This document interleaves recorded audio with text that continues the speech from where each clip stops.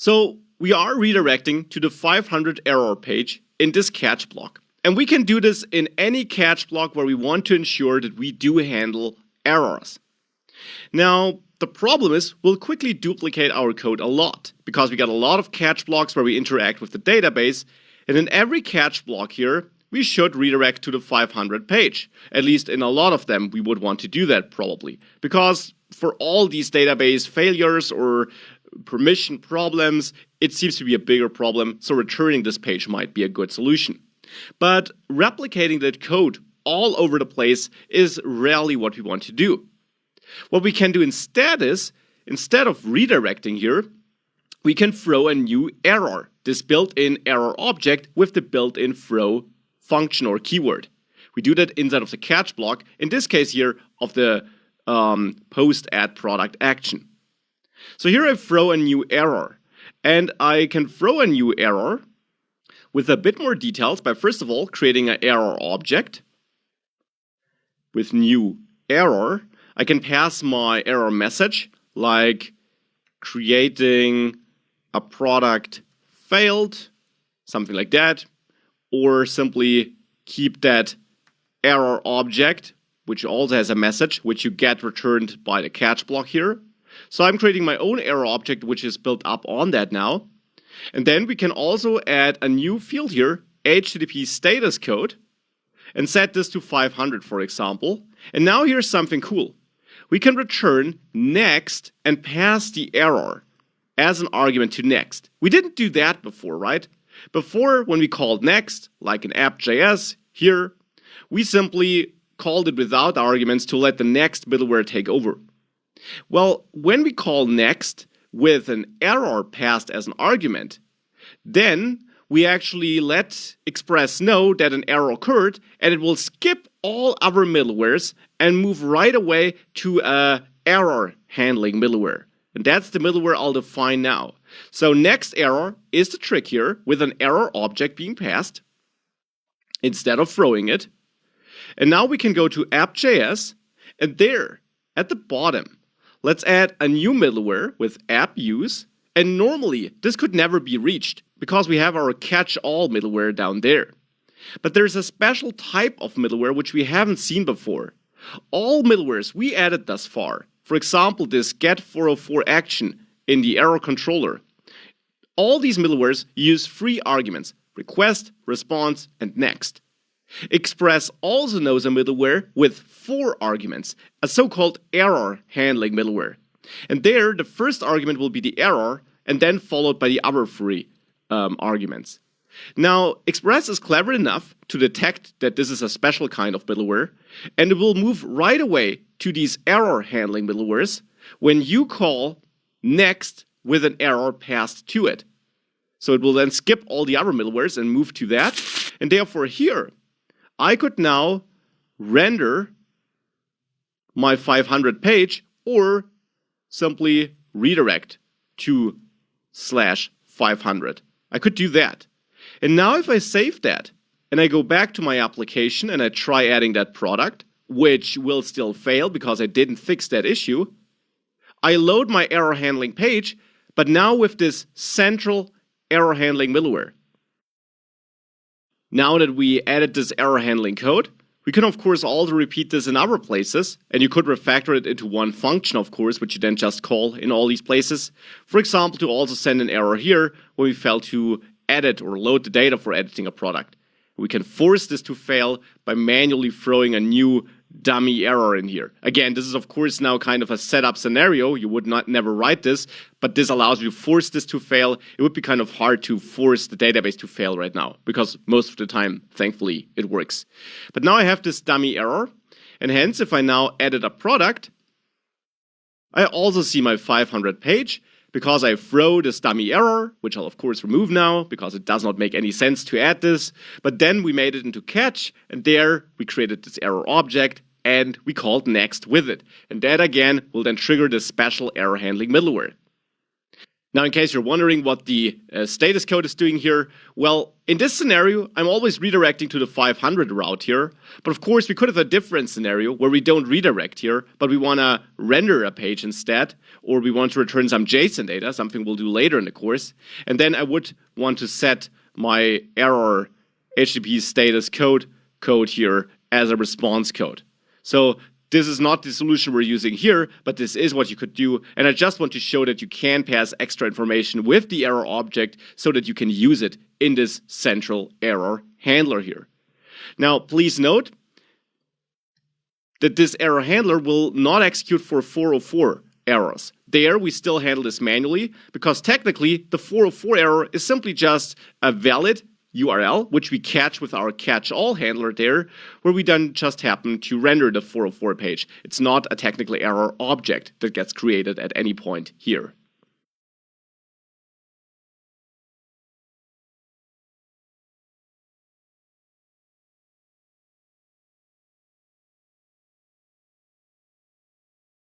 We had a closer look at error handling. Now let me remove that code here where I create that duplicate ID so that it works again.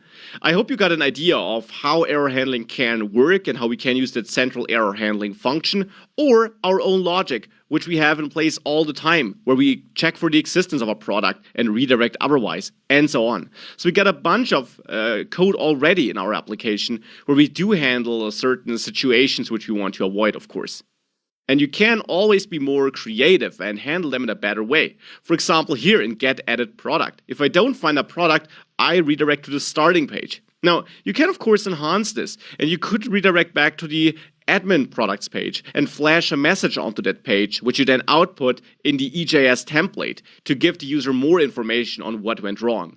I'm not doing this here to not spend a lot of time on working on the UI only, but these are all things you can do. What I want you to take away here is that you have measures or that you have tools for handling errors. And one of the most important tools is to at least handle all these catch blocks here correctly. And therefore, I will do that and replace it with my catch block where I throw that error or where I forward this error here, because this allows me to at least centrally handle them with a 500 page. If I do nothing else, this is better than nothing. So I'll use that on all my catch blocks here. Also in off.js, there, not for this one here, but for this one, I'll also add this catch block. The same for this one. Basically for all the catch blocks where I just log something to the console, there I want to forward to the 500 page. Here as well. And you can call that anywhere, of course, not just inside the next block. Whenever you create an error object and you next it, and you avoid any code being executed after this by returning next with the error, whenever you do that, you end up in your express error handling function. And just because it's really important, this is just one way of handling this. You also have all the other if checks and so on, which we added. So this is just my last resort here, that I always do at least that if everything else fails. And now we should have an application which is a little bit more hardened, or at least shows some message to the user when something fails, instead of just doing, well, nothing basically, as we did before. Because you want to avoid situations where the app just crashes and you don't even tell the user. It's better to have some code in place that at least returns an error page. And now with all these changes here, you should be able to still click around and use that application as you did before. You can also delete, for example, so that all works. But now we got proper error handling in place for scenarios where something does go wrong.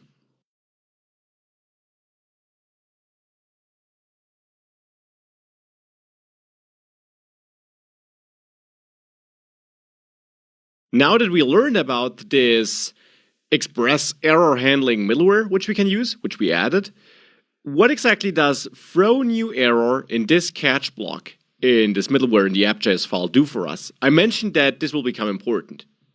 Now, like this, it'll unfortunately not do anything.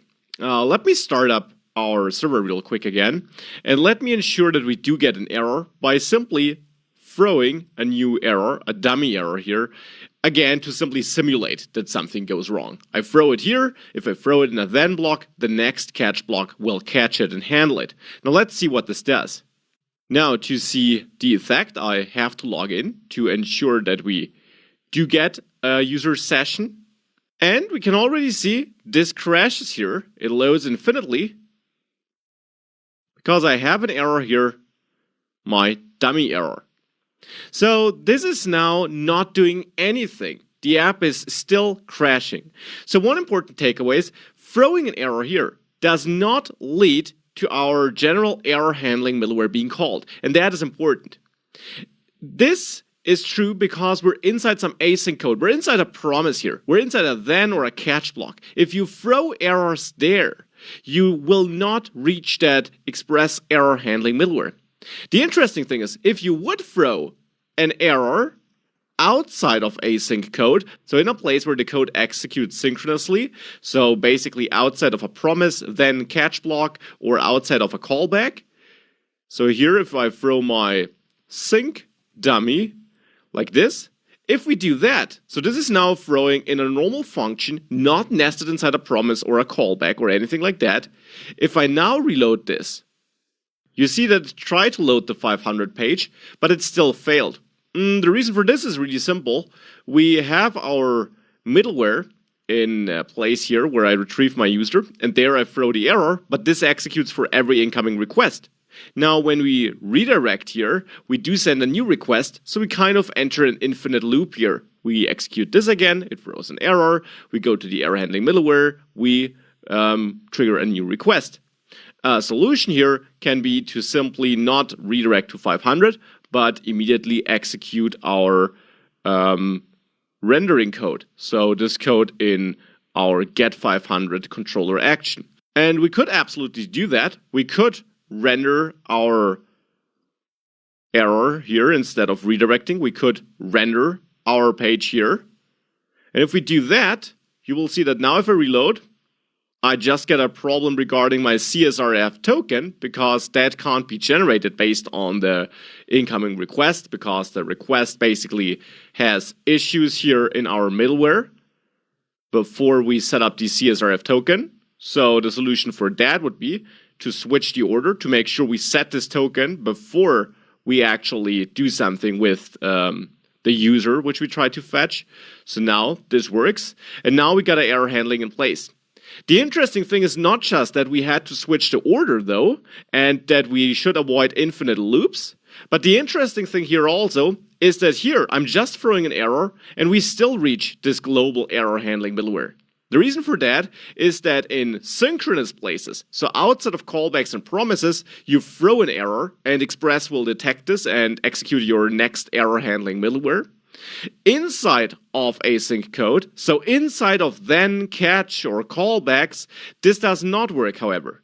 Inside of that, you have to use next with an error included.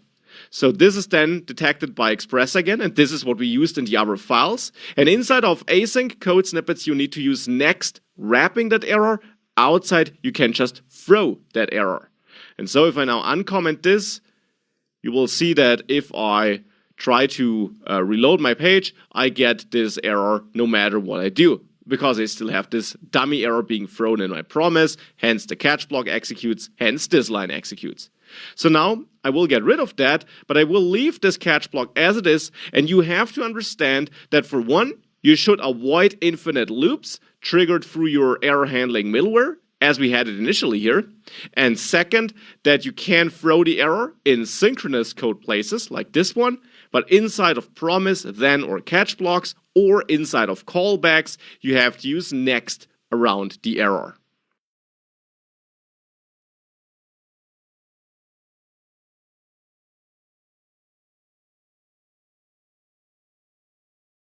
Now, there's one thing which I also want to cover in this module, and that are the HTTP status codes. Which codes do we have and why do we use them? Let me first of all start with what the codes are there for. The codes are simply extra information we pass to the browser, which helps the browser understand if an operation succeeded or not. If you're writing an application with a lot of client-side JavaScript or a mobile app, and you will fetch only data instead of complete HTML pages, something we'll do in the REST module later, status codes also allow you to understand if an error happened, which kind of error, because you typically map certain kinds of errors to certain kinds of status codes. For example, you have 200 status codes, most importantly 200 and 201. These are always success status codes. They indicate that the operation simply succeeded. You have 300 status codes, which simply indicates that a redirection happened. You have 400 status codes, which show you that something happened because an error was done by the client. For example, incorrect data was entered into a form, well then we return this 422 error code, if you remember correctly. And we have 500 status codes, which indicate that a server-side error occurred. Now here are some examples. You can find a link with a full list in a lecture after this one. For success cases, we have 200 and 201. The difference is that we use 201 typically when we created a resource on the server, so in the database. It's not a must, but it's a pattern you can use and you see often. 300, like 301, simply is a code that is used in combination with redirection to inform us whether, for example, this resource moved permanently or just a temporary thing, whatever. The 400 codes, there we have 401 for not authenticated, 403, which you could translate with not authorized, so you might be authenticated, but you're still not allowed to do that specific operation. 404 for a page that's not found, 422, which we often use for invalid input, and a couple of other codes. And for 500, the most common one is 500, which indicates, hey, there was a server-side error, but you got also other codes for timeout and so on. Again, in the next lecture, you find a full list. Now let's quickly scan through our code. If we have a look at our code, let's start with the admin controller.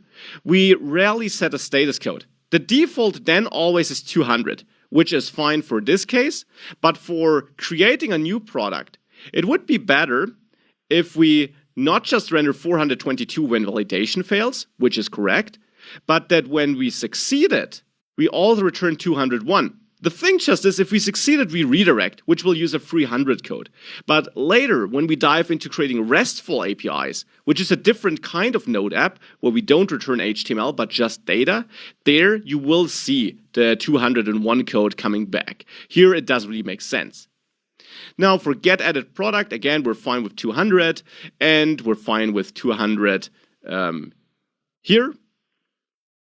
If we did fetch data and we do load the page, and if we try to save or update a product, then we got our validation error with 422, and if we succeed, or in all cases here, we redirect, which again, will use 300 automatically. So all these codes here are pretty fine, pretty decent. One of the most important things, or a good practice at least, is that we do use 422 for validating. Now we also have isOff.js, where I do redirect when we are trying to do something where I'm not logged in. Now again, since I'm redirecting, I'm sending a 300 status code, but of course we could add status 401 here to kind of also make clear what the problem is, but it will be overwritten with a 300 code due to redirect. So it does not make a lot of sense, and that is fine here. Later again, when we have a RESTful API where we don't redirect because we don't route around on the server, then we'll use that 400 code. And for that reason, that we now most of the time redirect or directly render a page, we don't set that many status codes here. We'll see them later again, as I mentioned, and we see some codes at least. Also in Error.js, where I set 404 and 500. And these status codes do not mean that our app crashes. That's important to understand. Instead, if I do enter some invalid route here, I do get page not found. And if we open the Chrome Developer Tools with the Network tab and I reload, we see that here, this 404 code can be seen. It's also marked as red because Chrome is intelligent and detects that anything which is not a 200 or 300 code is an error. But error does not mean that it crashes. This still renders a valid page in the end. We just passed that extra information of, hey, here's the page, but you see that page because something went wrong. And Chrome knows this to, for example, tell us in the developer tools. And later, when we create that RESTful API I was referring to, we'll also benefit from that, because there we do have a more direct interaction with our requests, because we don't render new pages all the time, and then we can get useful information out of these status codes. So that is HTTP status codes and how they are related with errors. Your key takeaway is a status code does not mean that the request failed or that the app crashed. We had some problem and now we're returning information with the problem to the client. And that is also a way of gracefully handling errors.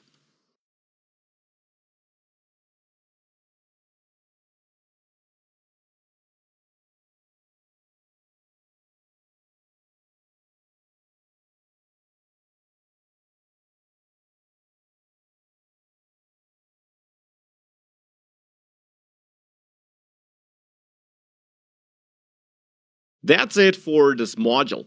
We had a look at the different types of errors and how to handle them. You can differentiate between a couple of different errors. There are technical errors where you get this error object and where someplace in your application throws an error with the throw keyword, and you can do that on your own, or some package or Express or Node itself does this. And you can handle these errors with try catch or with then and catch in a promise, for example. And there are expected errors. These are errors which are not technically errors. There is no error being thrown, at least not necessarily. But there you could be dealing with invalid user input, an invalid email, or some file access that should work most of the time but might fail occasionally. Depending on how you treat that, if you throw an error or not, you might still need try catch or then catch here as well. But you could also just use an if check to see, does that email address exist in the database? So a normal if check could do there. And if you want to throw an error, or if you want to forward an error in then or catch, you'll learn that you can use that global Express error handling middleware, of which you can have multiple, which are then executed step by step. You can use that and Express will automatically call it whenever you next an error or you throw an error in synchronous code. We also had a brief look at status codes, and it is a good practice, or it is definitely something you should consider, that you set the right status codes on your responses so that you don't always return 200 codes, but that you instead let the browser know about certain issues. And that will become more important later in the REST API section of this course, when the browser gains more power, when more UI logic is executed in the browser. And you got different types of status codes. You can have success codes, the 2x codes, redirects, client-side errors, and server-side errors. And you should look at all these codes and see which code is best set for your scenario, your use case. Important, as I mentioned, when you set a status code, this does not mean that the app crashed or that the response is incomplete. It's simply an extra piece of information you pass to the browser.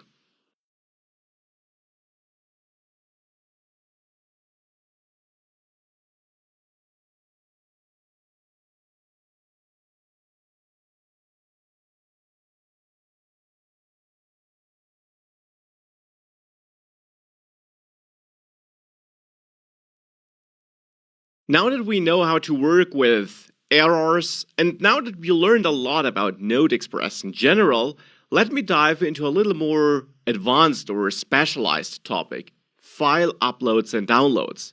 Now, it's actually not something that rare. You'll often have a feature like this on your web page, and therefore it is important to understand how you can allow your users to upload files and how you can handle that on your server side, and which different possibilities you have for returning files to your users. So this is essentially what we'll dive into in this module. We'll have a look at how to upload files and, most importantly, how to handle them on the server. And of course, we'll then have a look at the different options you have for returning files. So let's dive in.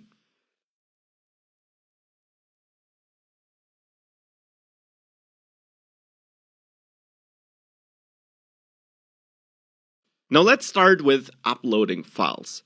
And there we have a really great use case, and that of course is that when we add a new product, we right now always have to enter a URL. that is not a very realistic setup, because in a real world application, your users who are trying to sell things will probably not have pictures of their products stored somewhere in the web. So we definitely want to give our users the possibility of uploading images. And that is exactly what I'll work on now. Adding file upload means that we have to do two things.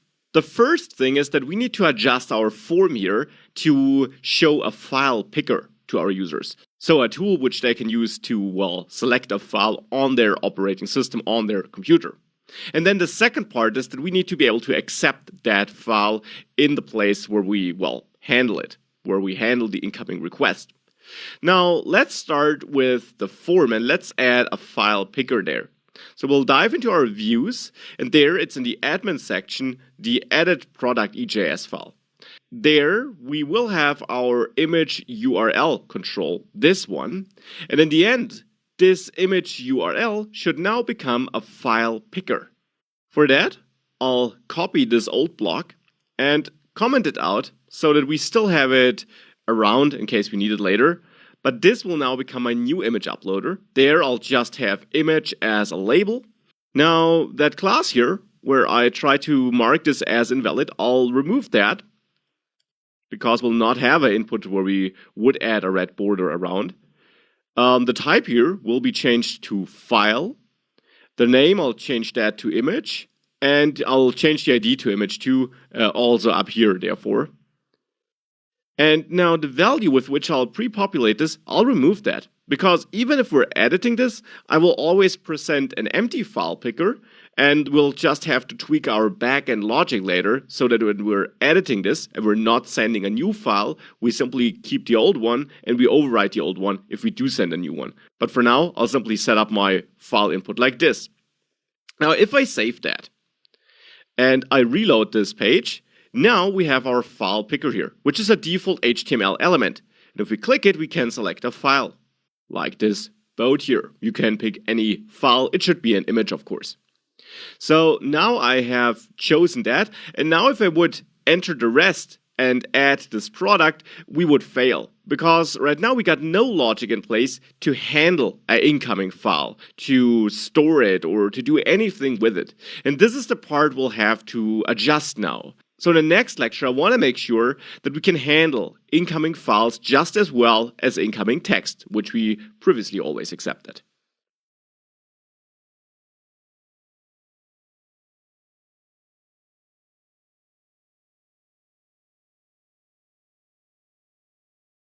So now that we added our file picker, let's work on the backend. And for that, I'll go to my admin controller, which is where I do handle the creation of products. Also the editing of products, which we'll work on later, but for now, let's focus on adding a product.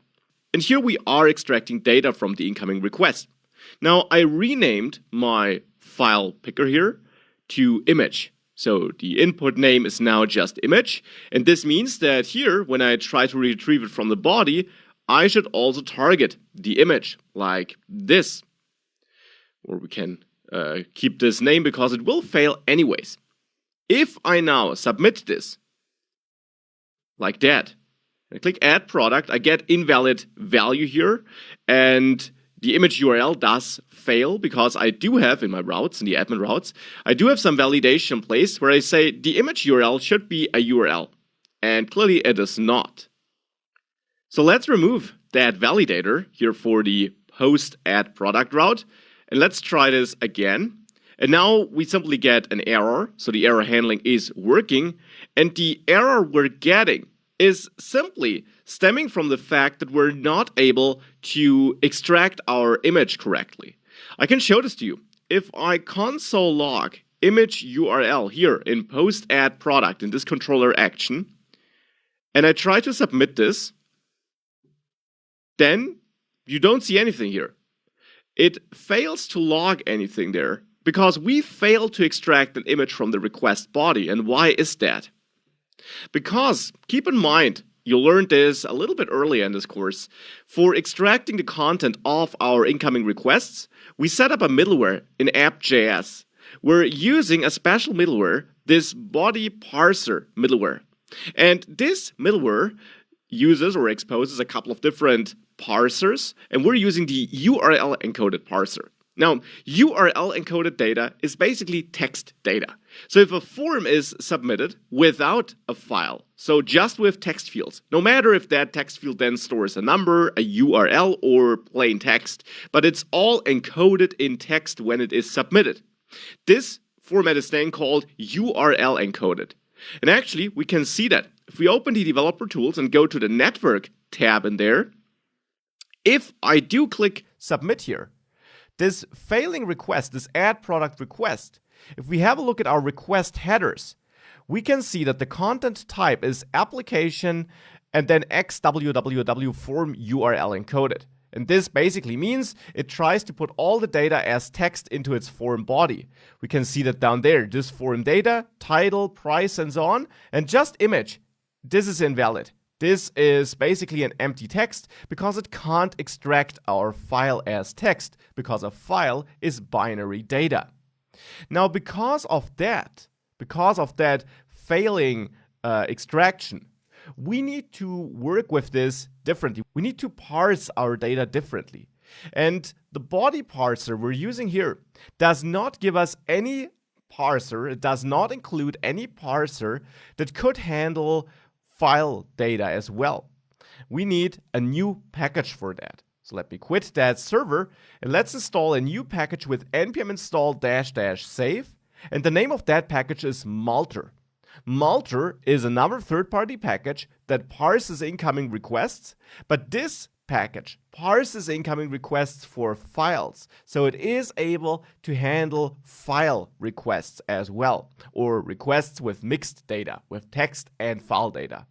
We'll still keep body parser because we still have, like for example, our sign up form where we only submit URL encoded data, but now we'll have to use a different encoding. And that starts with our form. So back in the view, the added product view, there I'll change my form here a little bit. Besides the class and action, here I'll also add a new field, and that's the enc type field, which I'll set to multi-part form data.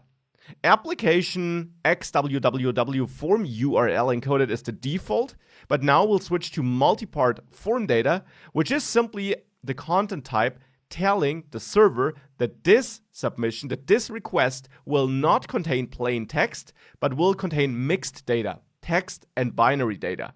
And Malter, the package we just installed, will be looking for incoming requests with this type of data and will then be able to parse both the text and our file. So this is what we get there, or what we will need. And now with all that prepared, let's use Malter in the next lecture.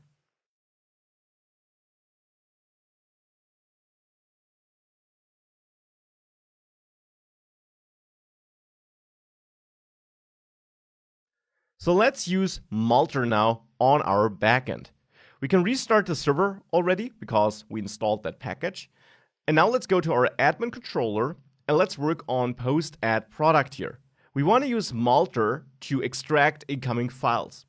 Now, Malter is actually not a package which we will use in here. Instead, just like the body parser we use here, Malter is some middleware, which we execute on every incoming request, and it then simply has a look at that request, sees if it's multi-part form data, and tries to extract files if that is the case. So it is some extra middleware we add, and therefore we can import it here in our app.js file.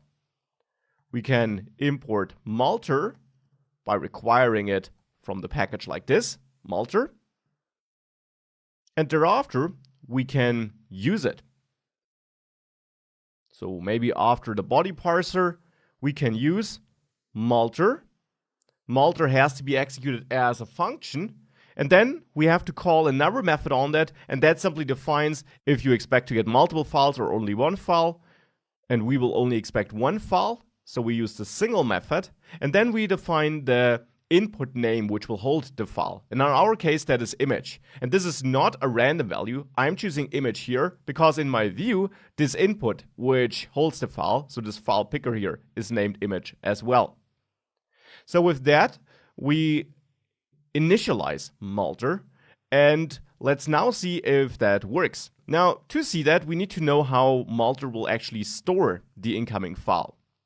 And for that, let me go back to post add product, and instead of extracting request body image, let me access request file here. And let's see what this gives us. I will also console log image URL now. Now let's save all that and see what that gives us.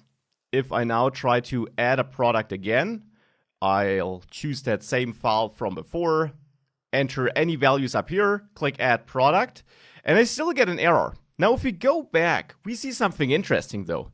Indeed, here, this part is what I log here. So here what we see is that Malter seems to have done something. It seems to have stored something in that file property on our request object, and that is what we print here essentially. And it stored the name of the field where it extracted that. It detected the file name. It detected the MIME type, so which type of file that is, and that buffer here is essentially how Node handles the binary data.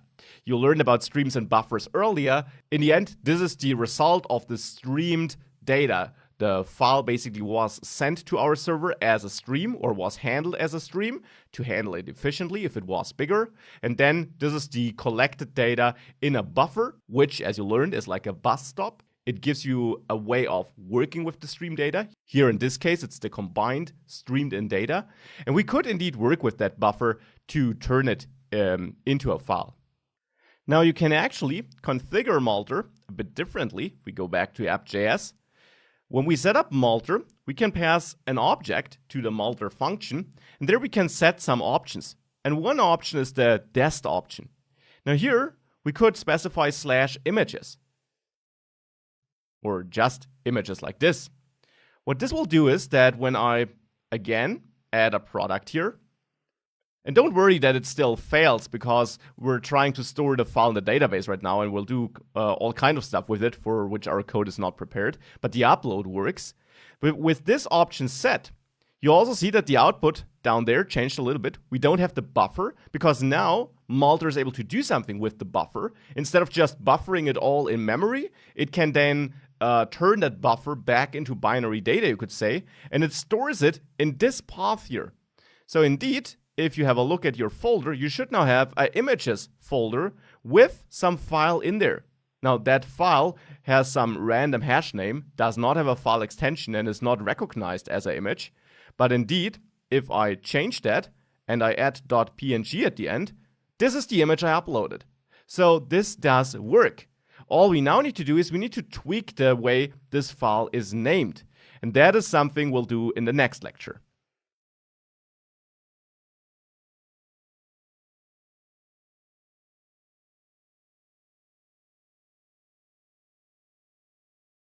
We added Malter, and as we can see, Malter is able to accept